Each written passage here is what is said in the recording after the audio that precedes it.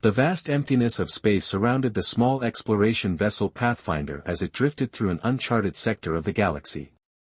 Captain James Walker stood at the command center, his experienced eyes scanning the star charts displayed on the main screen. After 20 years in the Earth Space Exploration Division, he thought he had seen everything. He was wrong. "Captain, we're picking up something large on long-range scanners," said Lisa, the ship's sensor specialist. Her fingers moved quickly across the control panel as she tried to get a clearer reading. Walker moved closer to her station. "Define large." "Massive, sir.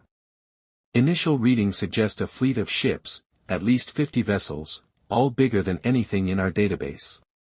The command center fell silent. The Pathfinder was a small exploration vessel with a crew of just 12. They were equipped for scientific research and first contact protocols, not combat. "Mark," Walker ordered to the tactical officer, "set course to intercept, but keep us at a safe distance. Dave, power up our stealth systems, I want to see them before they see us." As the Pathfinder adjusted its course, the crew prepared for what might be humanity's first encounter with an advanced alien civilization. They had theories about life beyond Earth, but no confirmed contact, until now. "Captain, the fleet appears to be in a formation consistent with military vessels," reported Dave, "based on their energy signatures. They're highly advanced." Walker nodded. "Prepare the first contact package, standard greeting protocols. Let's introduce ourselves properly." The crew worked quickly, assembling the carefully designed transmission Earth had prepared for this very moment. It contained basic mathematical principles, peaceful imagery, and simple language designed to communicate friendly intentions. "Transmission ready, sir," said the communications officer. "Send it," Walker ordered. "And let's hope they're friendly." The message beamed out from the Pathfinder toward the massive fleet. Minutes passed as the crew waited anxiously for a response. "Captain, they've changed course," Mark announced suddenly. "They're heading directly for us." Walker frowned. "Have they responded to our transmission?" "No, sir, nothing yet." "They've locked on to us," Dave reported, his voice tense. "Multiple targeting systems active." Walker's experience told him something was very wrong. "Raise shields and prepare for emergency jump." Before they could act, a brilliant beam of energy shot from the lead ship of the alien fleet. It missed the Pathfinder by mere kilometers, but the message was clear, that was a warning shot. "Send the first contact package again," Walker said grimly. "Make it clear we are peaceful explorers." The communications officer resent the message, adding additional peace symbols and mathematical sequences. The response came in the form of 3 more energy beams, one of which grazed the Pathfinder's outer hull. "Shields at 80%, sir." "They're not interested in talking," Dave reported. Walker made a quick decision. "Evasive maneuvers, get us out of here." The Pathfinder turned sharply, its engines pushing to maximum power as it attempted to escape. The alien fleet adjusted course to pursue. "They're too fast," Mark called out. "We can't outrun them." Walker's mind raced. They needed to survive, and warn Earth about this hostile force. "Activate the quantum recorder, I want everything documented. If we don't make it back, Earth needs to know what happened here." The ship shook as another energy beam struck its shields. "Shields 40%, Dave reported.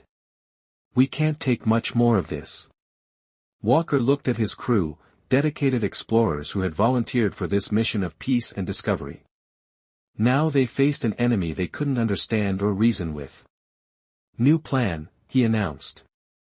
"Lisa, gather all the data you can on their ship's weapons and technology. Dave, prepare a data packet for emergency transmission to Earth. Mark, plot a course that will take us close to that large asteroid field." The crew worked quickly as the Pathfinder continued its desperate escape attempt. More energy beams lashed out, each one bringing the shields closer to failure. "Data packet ready," Dave announced. "Asteroid field approaching," added Mark. Walker nodded. On my mark, drop shields and divert all power to engines. We'll make a run for the asteroid field while sending the data back to Earth. Drop shields, sir? Lisa questioned. We won't survive a direct hit. It's our only chance, Walker replied.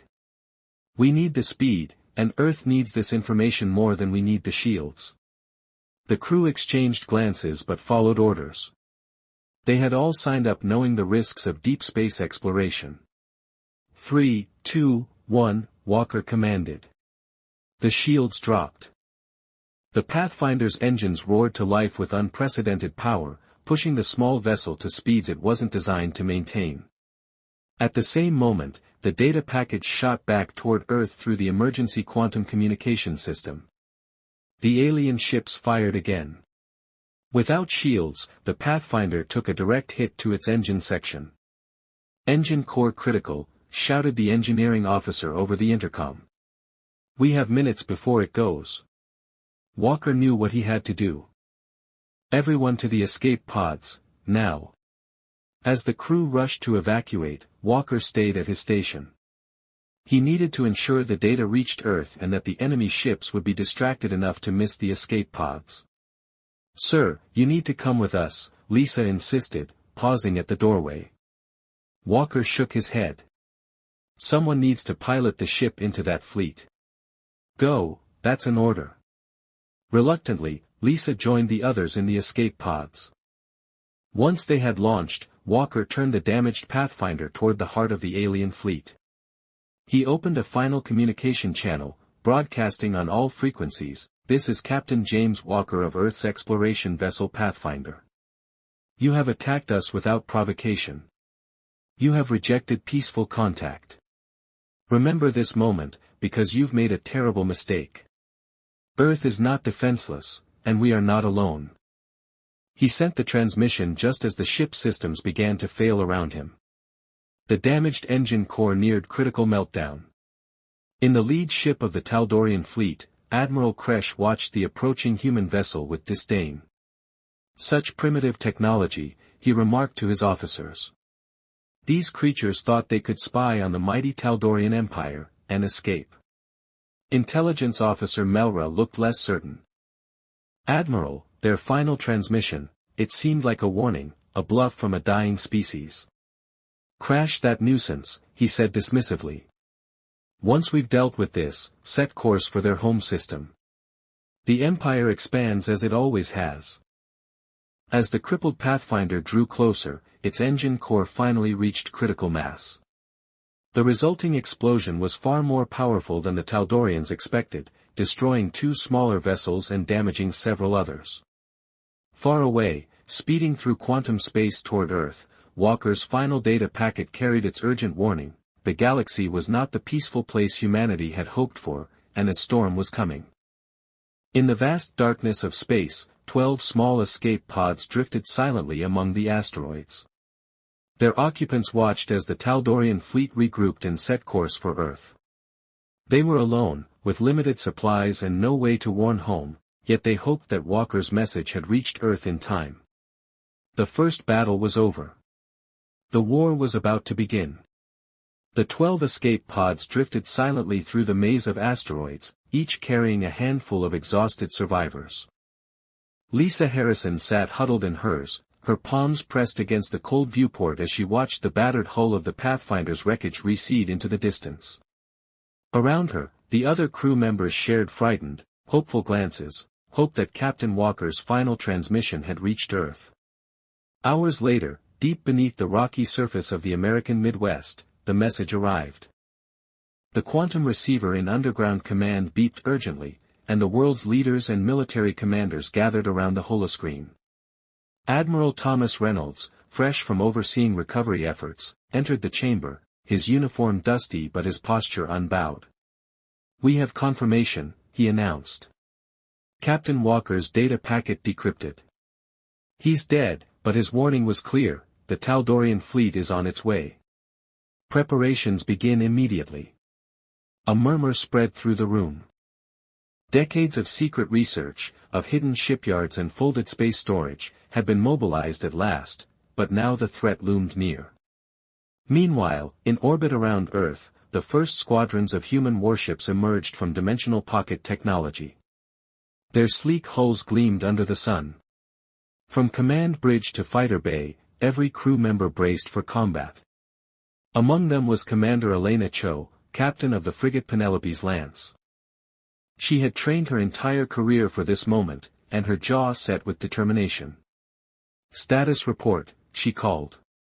"All systems green," replied Lieutenant Marcus Patel, his fingers dancing across the console. "Fighters launching in T-60 seconds. Long-range scanners detect Taldorian jump signatures at 0.3 astronomical units." Elena exhaled. "Prepare to engage. Let them see humanity does not cower." Back in the asteroid belt, the surviving allies of the Pathfinder, Lisa, Mark and Dave, watched distant lights flicker as human ships illuminated the void. Their pods had been programmed to autodock with the flagship Defender, and now they approached the massive vessel. The hatch cycled open, and they tumbled into the medical bay, where medics rushed to stabilize them. Lisa's legs trembled, she forced herself upright. "We made it," she whispered. Walker's sacrifice wasn't in vain. On Earth, President Arya Sood addressed the Global Command Council via secure hololink. Behind her, screens displayed fleets in formation, moon-based battery installations powering up, and planetary shields pulsing into life. "Today," she declared, voice steady, "we stand united as one species. Captain Walker showed us the price of peace unprepared. Now we will meet aggression with resolve, defense with ingenuity.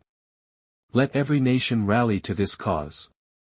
Let history remember that when the darkness came, humanity lit 1,000 stars in return." Cheers filled the chamber. Across every continent, hidden facilities stirred. Engineers and dockworkers emerged from bunkers to board ships, while pilots strapped into cockpits, each man and woman determined to protect their home. 3 days later, at the edge of Neptune's orbit, the Taldorian vanguard arrived. 5,000 warships in perfect formation, bristling with weapons. Commanding them from the Imperial dreadnought Imperator's Fong was General Drakdraz, his scaled hands gripping the command rail. "Deploy the drones," he ordered. "Find their defenses. Crush their outposts." But as his ships slid between the giant gas planet and its icy moons, they encountered a barrier of rippling energy, Earth's dimensional shield, newly deployed. Taldorian vessels shuddered under the unseen force. "What trickery is this?" whispered Admiral Kresh. "We scanned nothing." "It's adaptive," responded Melra, the intelligence officer. "They're learning from Walker's data. They've woven their technology into the very fabric of space." Draz's lips curled into a snarl. "No matter. Commence orbital bombardment. Break their line, and we will swarm their planet." At that moment, a squadron of Penelope's Lance-class frigates streaked through a gap in the blockade. Commander Elena Cho led them in, their phasers flaring. They struck the Imperial vanguard's flank, disabling weapons arrays on several cruisers. "We've got them on the run," shouted her tactical officer. "They're turning to face us." "Keep pressing," Elena replied, voice fierce. "For Walker. For Earth." As the battle erupted among the rings of Neptune, distant screens in Earth Command lit with reports, Taldorian casualties mounting, human losses minimal. Engineer teams on orbital platforms repaired damage on the fly, sending replacement drones and fighters into the fray. Back on Mars, in the cavernous docks, the dreadnought Reckoning prepared to reveal itself. Captain Marcus Stone stood before its bridge viewport as the massive vessel tore free from the planet's crust, unveiling star-forged armaments that gleamed like 1,000 suns. "Activate Phase 2, Stone instructed. Let them behold what humanity can wield." The Reckoning's weapons charged, each pulse feeding on a contained fusion core. Its first target, the Taldorian flagship. A beam of pure, focused energy lanced across space, cutting through armor plating and core shielding in a single stroke. Throughout the solar system, Taldorian ships staggered. Their formation broke. Panic rippled through the ranks. General Draz's voice came through every comm channel, "Retreat. All ships, fall back. We will report, we will return." But the humans did not relent. They pressed the attack with precision strikes that disabled engines but left life support systems intact, an unmistakable sign: humanity fought for defense, not annihilation. When the last Taldorian cruiser slipped through a dimensional rift to flee home, commanders across Earth breathed a collective sigh of relief. The battle for the solar system had been won. In the aftermath, the 12 survivors of the Pathfinder stood together on the deck of Defender. Lisa Harrison placed a hand over her heart. "Captain Walker would be proud," she said softly. Mark turned to her, eyes bright. "We make sure his message wasn't in vain. We keep exploring, keep defending, we do him proud." And so, in the vast expanse beyond their sun, humanity's banners flew true, ready to face the darkness and shine a light across the galaxy. The war had begun, but the first stand would be remembered for generations to come. In the days that followed, Earth's solar system settled into a tense calm. Orbital docks swarmed with repair crews, hidden shipyards on Mars and the Moon worked around the clock to restore damaged vessels. Commanders in Earth Command rotated shifts, some analyzing battle data, others preparing patrols to ensure no Taldorian remnants remained. On Defender's observation deck, Lisa Harrison stood beside Mark Ellis and Dave Sung, watching the blue marble of Earth rise over the lunar horizon. Each of them carried medals awarded by Admiral Reynolds, but their eyes were heavy with memories of loss. "We did it," Mark whispered, voice thick.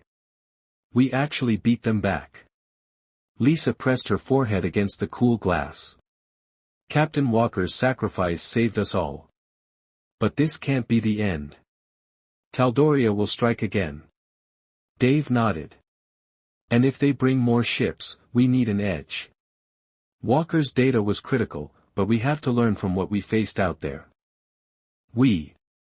A gentle chime interrupted them, a secure vidlink request from Earth Command. They exchanged glances, then followed a technician into the briefing room. Admiral Thomas Reynolds appeared on the holoscreen, his uniform crisp. Behind him flashed live feeds of shipyards, training simulations, and the newly commissioned research station orbiting Saturn. "Lisa, Mark, Dave," he began, "your first-hand account is invaluable. Earth is mobilizing a permanent defense fleet, and we're establishing a joint task force, exploration vessels, defense ship detachments, and scientific teams, to map and fortify every corner of our system. Your mission: help us design tactics and technologies that anticipate Taldorian strategy." Lisa met Mark's eye. "We'll do our best, sir. Walker always believed that knowledge was our greatest weapon." Reynolds inclined his head. "His legacy will guide us. Starting tomorrow, you'll lead a team aboard the exploration vessel Odyssey. You'll survey that nebula on the system's edge, the one Walker noted had unusual quantum fluctuations. It may hide Taldorian staging grounds or new phenomena we can use." The survivors saluted. "We won't let you down," Dave said. As the briefing ended, the three felt a renewed purpose. The Odyssey, a sleek ship designed for deep space operations, awaited them on the lunar launch pad. Its hull bore a plaque, in honor of Captain James Walker and the Pathfinder crew. 2 weeks later, Odyssey slipped from lunar orbit into the black. Its crew was a mix of veteran explorers, military liaisons, and civilian scientists. Lisa, Mark, and Dave took their stations, poring over Walker's original sensor logs and deck recordings. Approaching the nebula, Mark announced. "Sensor readings show a spike in quantum particles, just like Walker described." "Prepare scanning drones," Lisa ordered. "We need high-resolution mapping of those fluctuations. There may be hidden corridors or pockets of folded space." As the drones launched, Odyssey held position at the nebula's edge. Through the viewport, gas tendrils glowed violet, shifting like living smoke. The drones streamed back data, pockets of anomalous space where distance warped, time dilated. This could be used defensively, one scientist mused. Imagine hiding fleets in pockets the enemy can't detect. Or offensively, Dave added. Deploying strike teams directly behind an enemy blockade. Lisa frowned. Both are possibilities. We have to proceed carefully. Any weaponization could trigger an arms race, Tal'Doria would retaliate in kind. The team worked in silence, awed by the beauty and danger of the nebula. Suddenly, Mark's console beeped with urgency. Unidentified contacts, dozens of small vessels moving inside the quantum pockets. They're avoiding our sensors until they emerge. Taldorian drones, Lisa guessed. Or remnants of another species' stealth tech. The vessels coalesced beyond the nebula's heart, revealing sleek, unfamiliar hulls, smaller than Taldorian cruisers, but more agile. Open a channel, Dave ordered. Let's see who they are. Static crackled, then a calm female voice spoke. This is Commander Iziara of the Vaynari, a neutral trading consortium. We detected your battle against the Taldorian Armada. We offer assistance in exchange for safe passage and data sharing. Lisa exchanged excited looks. A potential ally, one with advanced quantum navigation. This could be the turning point we need. Back on Earth, President Arya Sood addressed the world on every broadcast channel. We stand at a turning point in history. The discovery of the Vaynari Consortium marks the beginning of humanity's true emergence into galactic society. With their partnership, we will strengthen our defenses and foster peaceful trade, ensuring that future conflicts are met not only with strength, but with unity. Cheers erupted in command centers and spaceports worldwide. Yet beneath the optimism lay sober resolve. Tal'Doria remained a threat, but now humanity would not face it alone. In modules across Earth and its colonies, scientists and engineers collaborated with Vaynari specialists. New ships incorporated quantum shield technology, drones mastered full space mapping. Training drills rehearsed coordinated strikes and defensive formations. And always, the memory of Captain Walker guided them. His sacrifice had bought humanity its first victory, and inspired its first alliance. In the vast reaches beyond Neptune, as Odyssey prepared to escort the first Vaynari envoy back to Earth, Lisa stood on deck, gazing into the swirling violet cloud. We've come far, she murmured. And yet, our journey is just beginning. Mark joined her, placing a hand on her shoulder. Together, we'll face whatever comes. The stars are ours now. As Odyssey slipped into the nebula's fold, carrying hope and warning to distant worlds, humanity's new chapter unfolded, one of exploration, alliance, and readiness for the war still to come. The Odyssey slipped smoothly through the nebula's shifting haze, its quantum drive engines humming in harmony with the vessel's new Vaynari, human hybrid systems. Commander Iziara stood on the bridge alongside Captain Elena Cho, her crystalline eyes reflecting the nebula's violet glow. We have stabilized our joint comm link, she reported. Alliance protocols active. Lisa Harrison, now Chief Tactical Advisor for the Odyssey, reviewed the star charts. We're charting a safe corridor out of the nebula, she said. But sensors still detect Taldorian jump signatures beyond the outer cloud edge. They may have followed us. Mark Ellis, at his console, frowned. I'm picking up a squadron of unknown vessels, slower than Taldorian cruisers but heavily armed. They're positioning near the trade lanes. Could be Taldorian scouts, Dave Sung suggested. Or hostile privateers taking advantage of the chaos. Elena stood, calm but resolute. Prepare defensive formations. Launch patrol drones with non-lethal warning charges. We want to identify them, not start a fight, unless they force our hand. A chorus of acknowledgements filled the bridge. As the Odyssey's drone bays opened, a cluster of sleek, triangular drones launched into the purple mist. They swept outward, each trailing a faint pulse of photon flare intended to signal peaceful intent. Seconds later, the flare pulses ignited threading ribbons of light through the nebula. The unknown vessels, a series of gunmetal frigates bearing no imperial insignia, paused. Their mounting turrets turned toward the drones, scanning warily. "They're hailing us," reported the communications officer. A rigid male voice crackled through the speakers. "This is Commodore Wrecker of the Shadow Hawk Syndicate. State your business in these trade routes, or prepare to be boarded." Elena exchanged a brief look with Iziara. "Open a secure channel," she ordered. "Commodore Wrecker," Elena began, adopting a formal tone, "I am Captain Elena Cho of the human, Vaynari vessel Odyssey.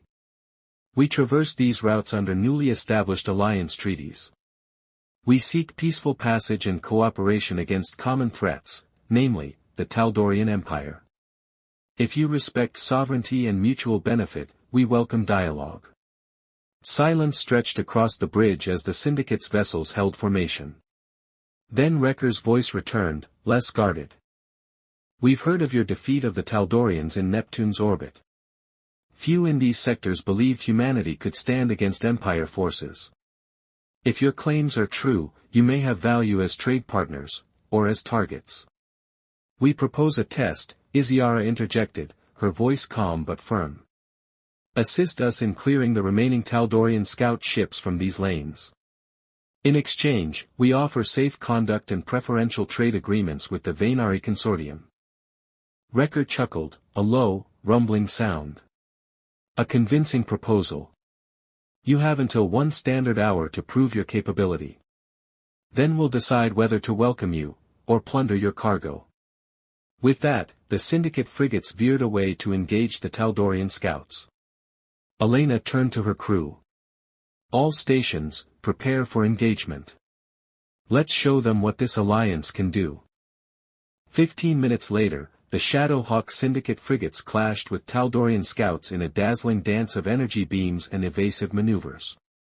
Odyssey's drones buzzed in, drawing fire and illuminating enemy signatures.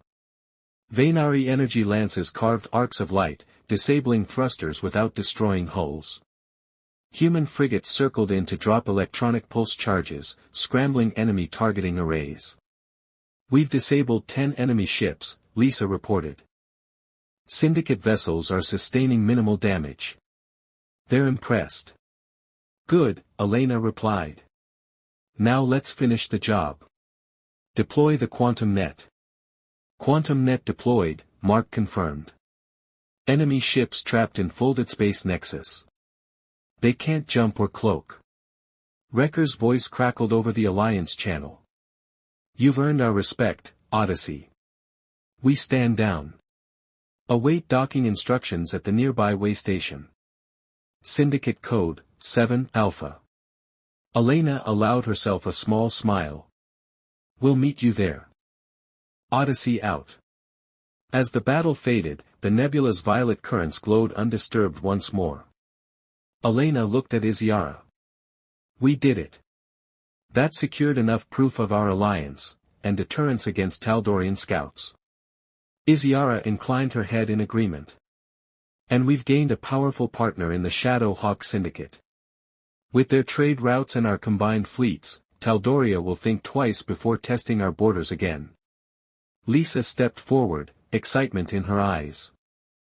"We should relay this to Earth Command, and to the Vaynari Council.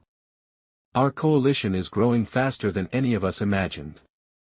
As Odyssey altered course for the way station, the nebula's edge receded behind them, its secrets partially unveiled, but offering promise of further discoveries. Humanity's future among the stars now sparkled not only with the threat of conflict, but with the hope of lasting alliances. And so, the war that Captain Walker's sacrifice ignited became more than a battle for survival. It became the forging of a new order, one where courage, cooperation, and the shared light of countless civilizations would guide humanity's journey into the limitless night.